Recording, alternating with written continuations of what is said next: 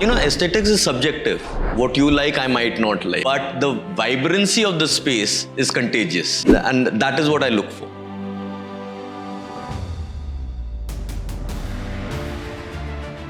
It's an interesting question.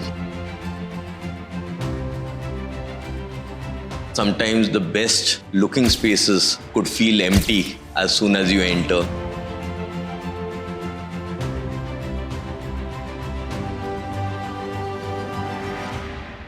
Not too long ago, people came to the office because they had to. But today, work can happen from almost anywhere, which means the question has fundamentally changed. It's no longer how do we get people back to office, but it is why would they choose to come. What makes some workplaces worth the commute while some offices still struggle to get people back? To explore that, today I'm joined by Arnav Gusain, CEO of Rivet by WeWork India and Chief Supply Officer at WeWork India. Welcome, Arnav, to the Makers Circle. Thanks, Nidhi. Thanks for having me over. We are delighted to have you on this. So, Arnav, your career has taken you through almost every stage of the workplace ecosystem, from commercial real estate and leasing to asset management, operations, and now leading Rivet. So looking back, was this progression intentional or did each role simply prepare you for the next? I wish it was planned. It wasn't. The only thing that was planned was taking real estate as a vocation and as a area of expertise. Whatever came my way, my initial this thing was just to keep learning and absorbing as much as I could. Leasing taught me what clients actually look for in a real estate environment, what their requirements are, what the basic points are. With asset management, I learned how buildings perform and after we've constructed it, and what are the pain points that come in decision making that has taken place on the drawing board versus while executing, and how the buildings are operating. Operations was a extension of asset management itself, but it also gave me insights on how workplaces actually perform after we've designed it and after clients come in. The WeWork ecosystem and leading the supply team within the WeWork ecosystem brought all these points together and taught me how all this operates at scale and how each decision in each of these aspects is so interconnected. Right. And I think this is something that we are taking forward with Rivet. Whatever our learnings are within our own ecosystem, if we can provide it to the larger audience and to the market by itself. Right. And that's very interesting because it gives you a fairly unique perspective since you have seen this industry from every angle, which I think very few people see it the way you have. End to end, you have seen this industry. I've been in the industry long enough. So, right. As I said in my initial brief, that it's all about learning. Opportunities are there. The trade is vast, and we just need to, and we'll get the opportunities. But as long as we are learning from each and every aspect and facet of business, it gets connected one way or the other. Right. So, which experience do you think shaped your leadership the most? I think each and every facet taught me a lot. Our trade is a people-centric trade, and each aspect of the trade is so different. Right. So one needs to keep evolving. One needs to keep learning. The people that we deal with are very, very different in the magnitude of the work that we do. And with each aspect of the business, the way we approach it has to change. And naturally, the leadership style also changes. But in a holistic manner, I think there are so many positives that I've got. So I can't pinpoint anything, but I think the journey has been very satisfying. Every day is a learning experience. Every day you get to do something new. Every day you deal with something new. Some new problems come up that you need to sort out. And it's an ever-evolving, ever-transcending journey. which keeps you True. excited. And now that you're talking about evolving, you have seen the workplace itself evolve over the years. So when you started your career, offices were viewed as real estate, places to occupy and optimize. But today we see workplaces are largely being seen as environments that influence behavior, collaboration, and culture. So what do you think has brought about this change? I think it's the people. Okay. Earlier, I think we used to view real estate more from a cost perspective, cost per desk, cost of interiors, Yes. cost of real estate. Today, from an infrastructure, it has become an environment of productivity. Is the people who make the spaces rather Right. the spaces which make the business. So that's a huge, huge shift. And everything today revolves around the people who will occupy the space. Right. So I think that's a paramount shift in all real estate decisions that has taken place. Right. And that's a very interesting shift because workplaces are no longer a place where people have to come to. It's become a place where people choose to come Correct. to. And with hybrid work coming in, so has hybrid changed the role of office, or has it simply accelerated something that was already underway? It's accelerated it for sure. Okay. Right? And I can basically bucket it into pre-COVID, post-COVID era. It's not that hybrid wasn't there pre-COVID. Right. But the definition was different. People looked at spaces in the hybrid ecosystem more as incubation spaces that they needed to take before they moved into their own offices as Right. such. Yes. Maybe business continuity spaces. COVID taught us that work can be done from anywhere. True. And the quality of work doesn't change. Yeah. Right? Now, the space needs to earn the employees' travel time. And that's how I think hybrid has accelerated it. Basically, because now you're looking at not just your headquarters, but what would make an employee come to that space and ease the travel time. Right. So also, I think post-COVID, the business ecosystem has changed quite a bit. You can't predict the nature or the pace of the business, right? It could only go up, so the space needs to be, or your real estate strategy needs to be designed around how your business is evolving. Correct. And that needs to then translate into what your employee experience would be to that space. So flexibility is the key, more than hybrid, to be honest. Right. And I think that's what all organizations are looking for. I think even organizations have started thinking differently also, because they don't think of how much space do we need now. I think they think in terms of what kind of space would we require. Yeah, so as I said, it's all the space decisions are now being taken more from a people-centric point of view rather than a business perspective, right? So you have evaluated, built and operated millions of square feet of workplace.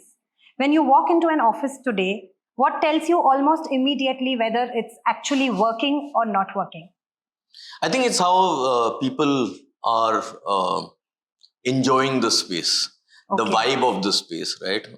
You can build beautiful spaces, but they can look empty. I look at whether the program management of the space is actually working on ground or not. Employees sitting in a silo, or are they collaborating? The cafeteria that you've designed, is it just live and vibrant during lunch hours, or is that space being utilized during the day? And that pulse of the space, honestly, you get to know in the first 10, 15 odd seconds as soon as you walk in, right? All right. And as I said, it's the people who make the spaces rather than the space for the people kind of a scenario. So I think that is something that I look at immediately rather than just the design parameters or the finishes. Finishes are important for sure, right? But it's a byproduct of how you've designed the space. And the litmus test is how people are So people are enjoying the the real space. indicators. Yeah, correct. Right. Yeah. I know, because aesthetics can attract people once, but it is the experience that makes them keep coming back. Correct. And aesthetics is subjective. What you like, I might not like, True. right? But the vibrancy of the space is contagious. Yes. And that is what I look for. Right. So many organizations we see are investing heavily in creating beautiful workplaces. But in your experience, what separates a beautiful workplace to a successful workplace? It's an interesting question.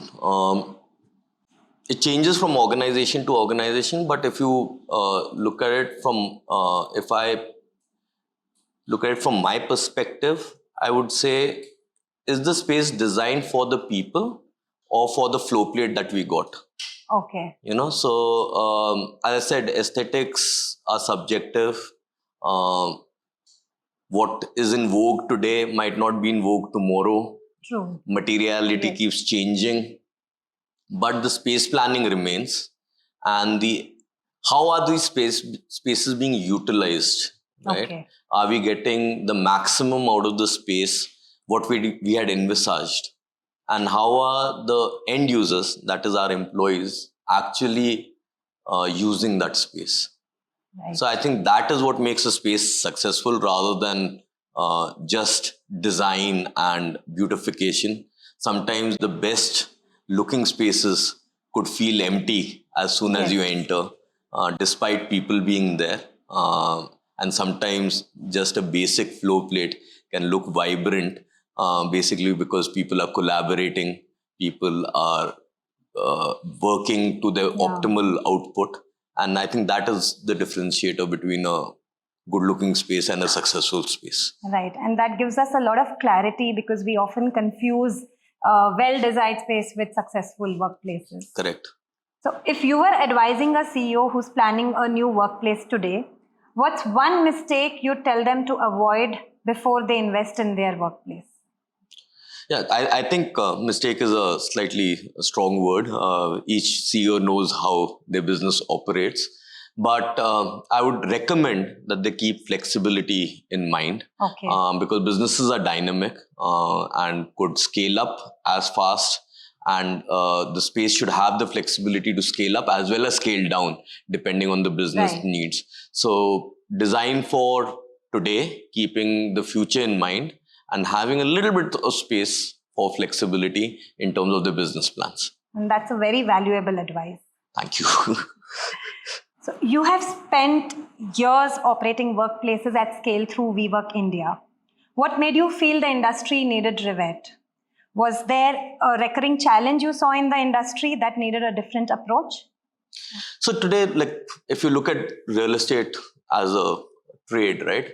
Everything works in silos. Real estate decisions is one aspect. Design decision is another aspect. Financial decision is a third aspect. And then you have an operational component to it. And you have subject matter experts for each and every aspect. User is one. Right. That is the employee who's sitting on the flow plate. Right? They are not interested in these silos. At the end, their experience is what matters. With Rivet, that is what we are trying to do. We're trying to merge all these aspects as one platform to the end user, to the client. And with a pedigree of 9 million square feet behind us, designed and built and operated, we feel that we've got the know-how to at least advise our clients and look at the space from an operational perspective rather than just a design perspective. There are a lot of advantages that design could bring in to the real estate decision also. There could be a capex spillover because of some lack of infrastructure within the real estate. That visibility to the end user is important at the beginning of the project itself. Right. How we're designing the space versus how employees will perceive the space in terms of operational use is important. And that know-how can be transferred to the end user. And that is what we're trying to do with Rivet. Right. And that's probably where an operator's lens becomes invaluable because you know what would work long after the handover. Correct. Like as I said today, I think we are the only players in the market who operate the spaces that we build. Yes. And with 9 years of operational spaces behind us, we know what works, what doesn't work. We don't know it fully because it's an evolving But you know subject it well. matter, but we know it well, and that's what we want to share with our clients too. Right. So you launched Rivet in March. How Correct. many projects have you completed? So Rivet has been like strategically, we've been working behind the scenes for the past 18 odd months. Okay. We've done roughly around 60 crores worth of projects already under the Rivet banner, which are external to the WeWork ecosystem. And pan India. So we've done a And that's a project in commendable figure. So and this year we are looking at taking that whole thing forward and doing far better than what we've done till now. All right. So looking ahead, what's one shift in workplace expectations that organizations need to start preparing for? As I said, flexibility remains the key. One needs to program their real estate decisions, keeping not just the present but also future in mind, both plus and minus. What that percentage should be is organization centric. The other aspect remains that the spaces need to be designed around people rather than around floor plates. We need to have that stickiness. We need to ensure that people are excited to come to the space. Right. Spaces become more a hub of collaboration, more a hub of interaction. Otherwise, as we spoke earlier, work can be done from anywhere, right? So how are we earning that commute time of each person coming into the office is how the spaces need to be looked at. Right. So what I've understood is tomorrow, if we talk about successful workplaces, it need not be the ones that are most beautifully designed, but it will definitely be the one which gives people a reason to be there. Yes. And another important aspect is technology, right? How these spaces operate. And technology is helping us big time on the operations side. How are we making these spaces efficient in terms of operations? Sustainability is the keyword. Everybody is looking forward to it, but sustainability is just not in the materiality of things.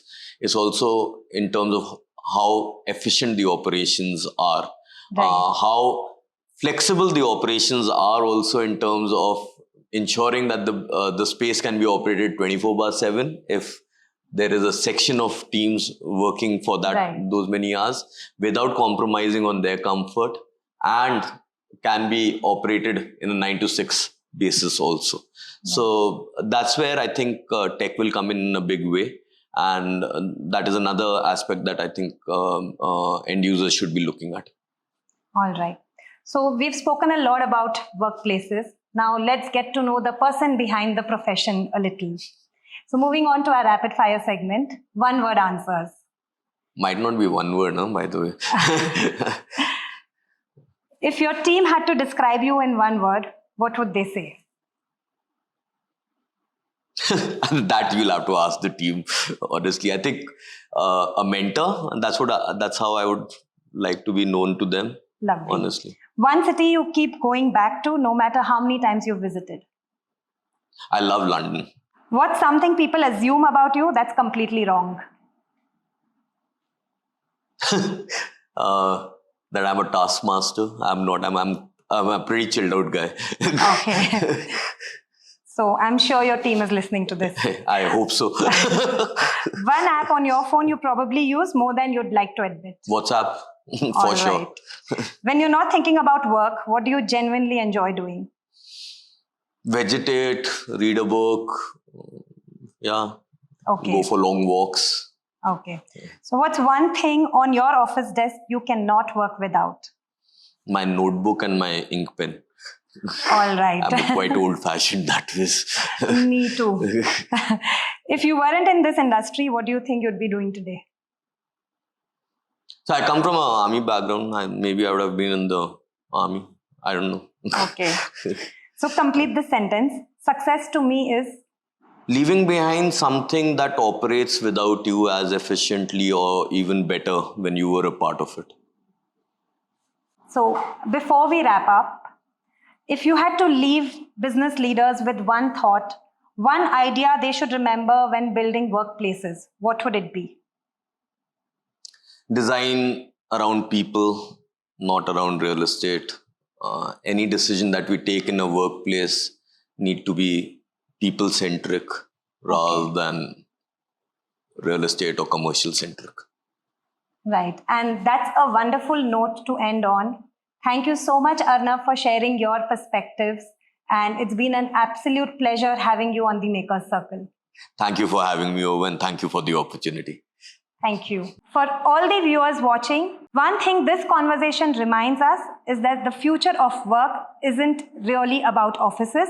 It's about people. Employees do not come to office because they have to, but they come because it's worth the commute. Thanks for joining us, and stay tuned for more such conversations.